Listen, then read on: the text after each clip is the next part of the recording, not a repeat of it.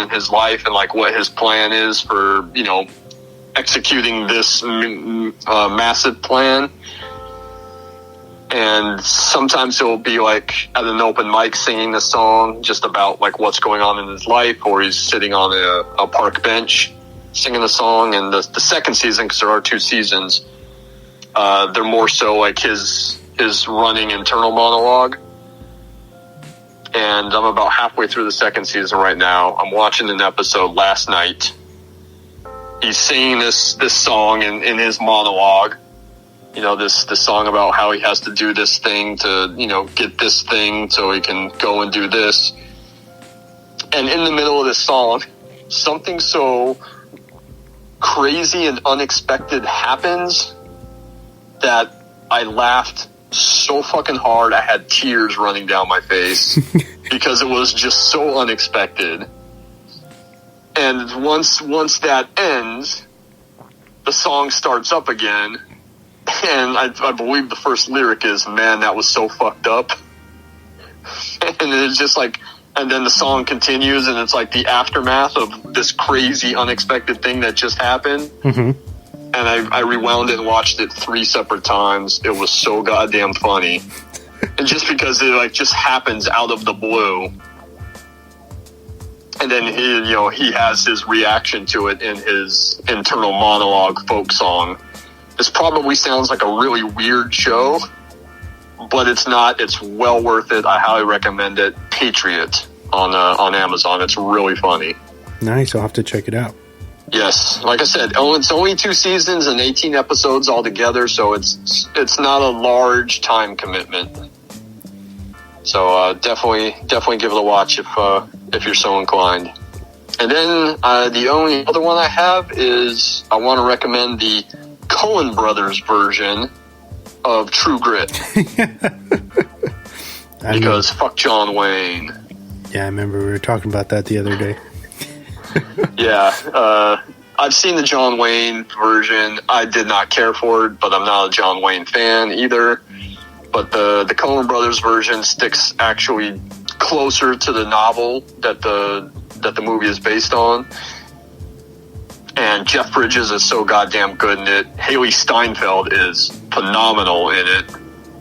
And even Matt Damon and Josh Brolin, who kind of fill out the supporting characters. And Barry Pepper, who doesn't come in till the very end, is awesome in it. And I just rewatched it again yesterday morning. And it's such a good movie. It's such a shame. I think it's their biggest hit, but it's such a shame that I don't know how many people really talk about it. I was big into that when it came out and was following it like before it came out. It's a damn good Western. And, you know, obviously when the John Wayne Western came out, you know, Westerns are being pumped out by the hundreds every year. Yeah, that was popular back then, right? Yeah. Yeah, so like nowadays you don't see a whole lot because they're not as popular, but a lot of the ones that do come out are fantastic, and True Grit is definitely up there for me. So check that one out. It's very hard to go wrong with the Coen Brothers film, and beyond like maybe 2 or 3, I can't think of anything that they've done that really isn't all that great. And True Grit, it's hard to kind of rank them, but I think True Grit, is a top tier Coen Brothers film. Yeah, I would agree. I agree with that. Like I said, it's hard to rank because I could put up, you know, another 6 or 7, which I would say are definitely top tier Coen Brothers movies. So then just those 2, Patriot and True Grit? Yep. I'll throw out 3 for you. My first one is it's an HBO Max exclusive, I believe. Mayor of Easttown. No, that's on HBO as well because I got that set up to record. Okay, cool. Yeah, with Kate Winslet. Yes. So HBO original, I should say. Yeah. Good show. Yes. It's got a 91 on Rotten. They're only 2 episodes deep, but it's very good. It's definitely in the vein of True Detective. Cool. I think you're going to enjoy it. Yeah, I'm pretty excited for it. I'm just waiting for because it's a mini series, so it's only got 6 or 7 episodes. I'm waiting for that to end. Yes, and then I'll go in and watch it where I can watch it all in a row. Yeah, definitely. So check that out. You can either queue it up on HBO on the DVR, or check it out on HBO Max.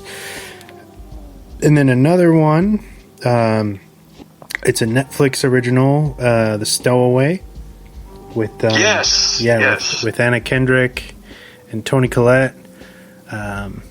Basically, they're trying to. They're on a mission to go to Mars, I believe, and to kind of try to, how do you say, create sustainable life on Mars for the very first time. And, they realized that one of the engineers somehow got trapped in the duct when they, take off. And so it becomes this kind of what are we going to do, I guess in the vein of Sunshine a little bit, but less. I guess less of on a smaller, kind of more claustrophobic scale. I guess very, very good stuff. Yeah, I saw that trailer a few weeks ago and was pretty excited for it because I like good sci-fi. Yeah, that's definitely one. It's a very surprisingly entertaining film. So check it out on Netflix whenever you guys can. And then I watched because it got Best Picture, it got me curious, and I checked out Nomadland that same night that it won, and I enjoyed it a lot. Frances McDormand is always great, and that's no exception. I feel like it, to my knowledge, I've never seen,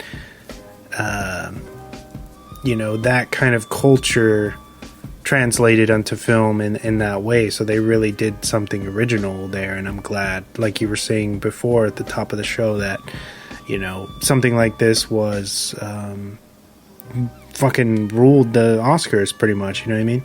Yeah, and that was kind of one of the early favorites because it was one of the best movies to come out in a year that had very few movies. So I'm excited that, smaller films like that were getting recognition. Yes. Even if, like I said, it was under, pretty shitty circumstances. But yeah, check, that's on Hulu, I believe, right now. Yeah. Yeah, so you can stream it anytime you want. 5, 4, 3, 2, 1. And now for the movie focus of the week. Alright, so this week we're talking about Ronin. It's from 1998. It's rated R. It's an action thriller. It runs at 2 hours and 1 minute. And it's got a 68 on Rotten. It's written by... yeah. A 68. Written by David Mamet under the pseudonym Richard Wise, which we'll get into later, and J.D. Zeke. Directed by John Frankenheimer, starring Robert De Niro, Jean Reno, Stellan Skarsgård, and can you help me with the female's name? Natasha McElhone. McElhone. All right, cool. I would have butchered that last name, so I appreciate the help. Even Natasha is spelled with a C. If I'm not mistaken, she's Irish, and the Irish are famous for having all kinds of weird spellings and consonants all over the place. Gotcha. I could be wrong on that, but we can look that up. But yeah, it's one of those. There's a lot more letters than probably needed in the name. Yeah. All right. So the film centers around a group of mercenaries who are tasked with retrieving a mysterious briefcase. As they grow closer to finishing their assignment, it becomes apparent that things aren't as they seem. Ronin had its wide release in September of '98, opening up in the atmosphere of the original Rush Hour and being a hard R film. It performed decently at the box office, boasting a killer cast, slick dialogue, and gunplay with a veteran director who was determined to do everything practically. This included the handful of badass, anxiety-filled car chases through the narrow streets of various places in France. The film's title is derived from the masterless samurai of feudal Japan. When one would lose or be betrayed by their master, they would become Ronin, wandering aimlessly, often becoming a gun for hire. This lore is interwoven in a modern setting, showing various similarities between the mercenaries and the ancient warriors.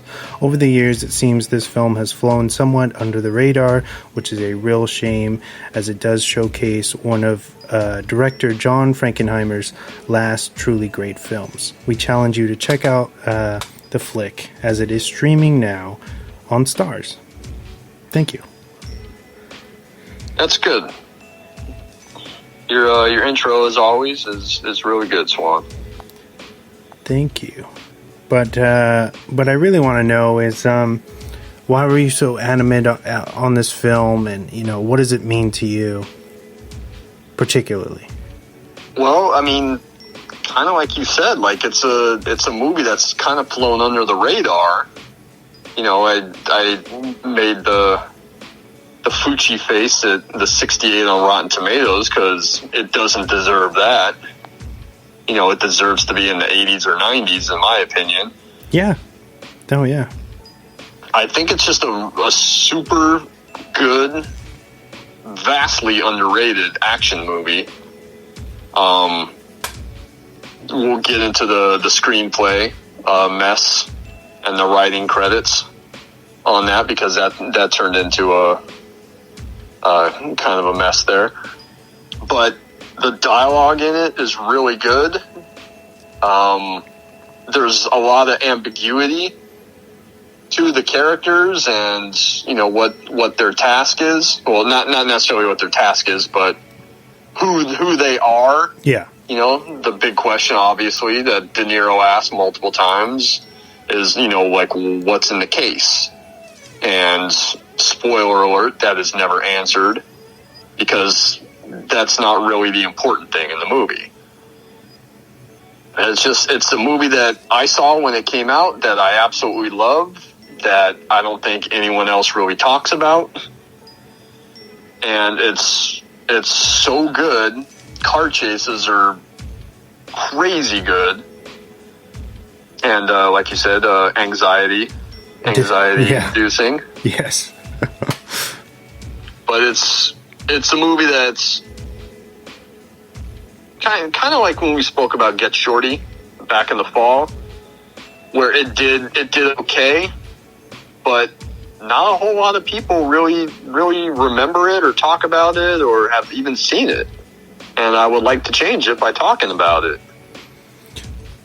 Yeah, I agree. I totally agree. Do you think it has anything to do with it being this big action film that's not set in like familiar territory? Possibly, because it was more of an international film. It's definitely got, an international cast. Mm-hmm.